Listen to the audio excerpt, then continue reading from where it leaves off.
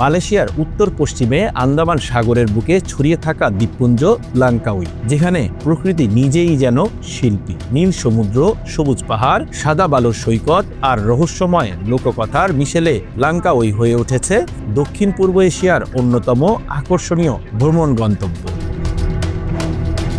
নীল সমুদ্র, সবুজ পাহাড় আর সাদা বালুর সৈকত এই দ্বীপকে করেছে স্বপ্নের মতো সুন্দর। স্কাই ব্রিজ ও কেবল কারে চড়ে দ্বীপের সৌন্দর্য উপভোগ করা যায় আকাশ ছোঁয়া উচ্চতা থেকে। মাহসুরি লোককথা, ম্যানগ্রোভ বন আর ডিউটি ফ্রি শপিং লাঙ্কাউই ভ্রমণকে করে তোলে বৈচিত্র্যময় ও স্মরণীয়।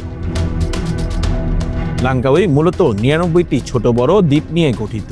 এর মধ্যে প্রধান দ্বীপটি পর্যটকদের কাছে সবচেয়ে জনপ্রিয়। এখানে রয়েছে মনোরম সৈকত পান্তাই চেনাং এবং পান্তাই টেঙ্গা, যেখানে সূর্যাস্তের দৃশ্য মনে গেঁথে যাওয়ার মতো। সমুদ্রের নীল জল আর ঢেউয়ের মৃদু শব্দ ভ্রমণ পিপাসুদের এনে দেয় প্রশান্তির ছোঁয়া।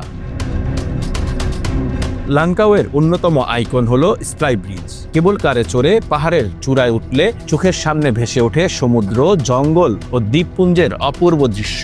১২৫ মিটার দীর্ঘ বাঁকানো এই সেতুতে দাঁড়িয়ে মনে হয় যেন আকাশের ওপর হাঁটছেন।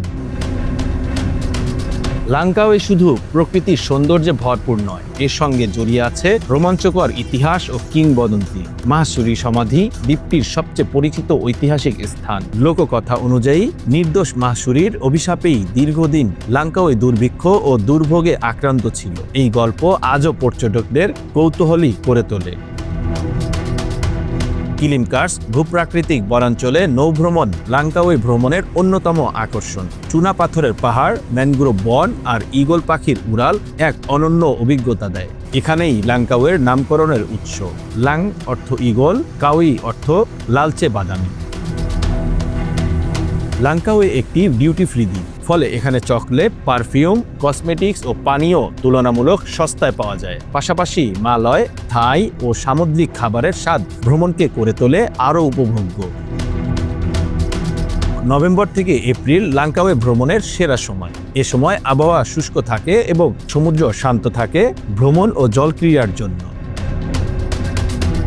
লাঙ্কাউই এমন একটি গন্তব্য যেখানে প্রকৃতি, ইতিহাস ও আধুনিক পর্যটনের অপূর্ব সমন্বয় পাওয়া যায়। ব্যস্ত জীবনের ক্লান্তি ঝেড়ে ফেলতে চাইলে লাঙ্কাউই হতে পারে আপনার পরবর্তী স্বপ্নের ঠিকানা।